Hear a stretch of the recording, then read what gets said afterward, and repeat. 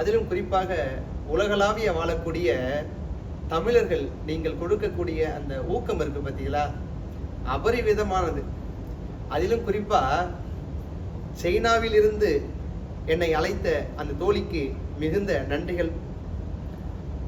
ஒருவர் ஆஸ்திரேலியாவிலிருந்து அழைத்த தமிழ் அறிஞர், அவருக்கு என்னுடைய நன்றிகள். அமெரிக்காவில் வாழ்ந்து கொண்டிருக்கும் என்னுடைய தமிழர்களாகிய உங்களுக்கும் என்னுடைய நன்றிகள்.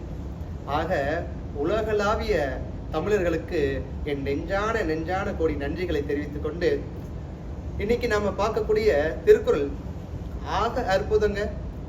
எப்படிங்க இவரால் மட்டும் இப்படிலாம் சொல்ல முடியுது? அப்படி என்னங்க சொல்றாரு? வாங்க பார்க்கலாம்.